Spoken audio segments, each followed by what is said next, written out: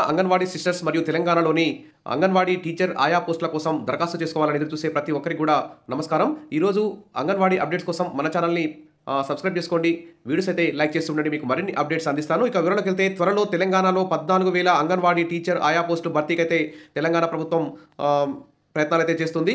ఇక్కడ చూస్తే అంగన్వాడీ పోస్టులు భర్తీ చేస్తామంటూ మంత్రి సీతక్క అయితే ఇక్కడ కీలక ప్రకటన అయితే చేశారు. మరి అంగన్వాడీ నియామకాల ప్రక్రియను వేగవంతం చేయాలని చెప్పేసి నిరుద్యోగ మహిళలందరూ కూడా మరి అంగన్వాడీ టీచర్ ఆయా పోస్టుల కోసం ప్రతి జిల్లాల వారీగా, మండలాల వారీగా, గ్రామాల వారీగా అయితే ఎదురు చూస్తున్నారు. ఇక దీని మీద మరి ఈ రిజర్వేషన్లకు సంబంధించి సుప్రీంకోర్టులో అయితే స్టే ఉంది. ఆ స్టేను తొలగించేలా చర్యలు అయితే ప్రారంభించాలని చెప్పేసి మంత్రి సీతక్క అధికారులకు అయితే ఆదేశాలు జారీ చేశారు.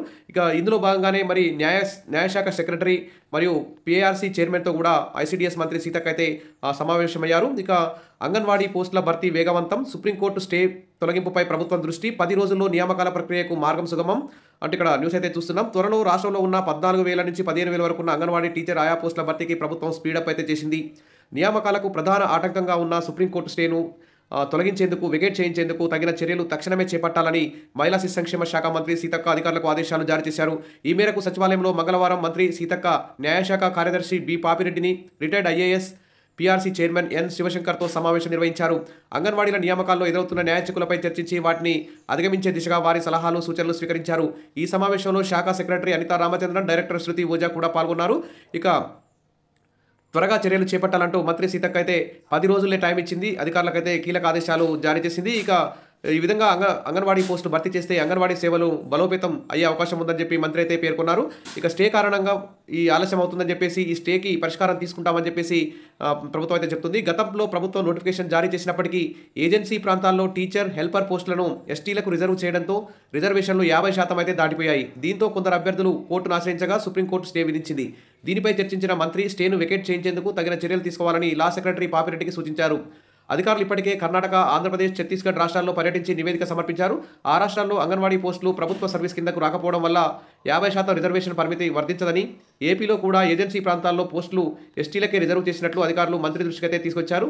ఇది మరి ఇతర రాష్ట్రాలు ఏ విధంగా ఫాలో అవుతున్నాయి, మనం ఏం చేస్తే మరి పోస్టులు త్వరగా భర్తీ చేసే అవకాశం ముందు ప్రభుత్వం చర్యలు తీసుకోవాలి. ఎందుకంటే నిరుద్యోగ మహిళలు చాలామంది అంగన్వాడీ టీచర్ ఆయా పోస్టులకు అప్లికేషన్ పెట్టుకోవాలని ఎదురు చూస్తున్నారు.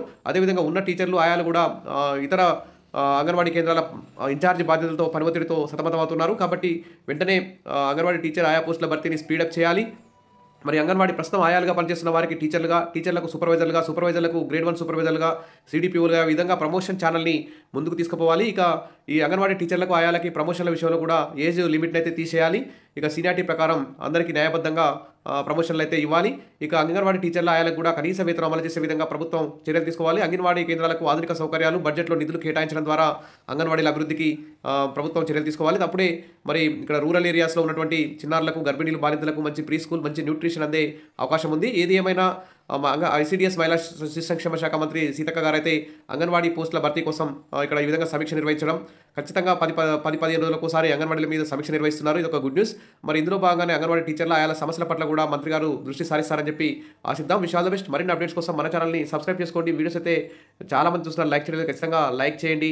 ఇక అంగన్వాడీ టీచర్ ఆయా పోస్టులు మీకు ఎలా సెలెక్ట్ కావాలో, ఎలా అప్లై చేసుకోవాలో అనే అంశాల మీద కూడా మన ఛానల్లో వీడియోలు వస్తాయి. తప్పకుండా సబ్స్క్రైబ్ చేయండి, లైక్ చేయండి. Thank you.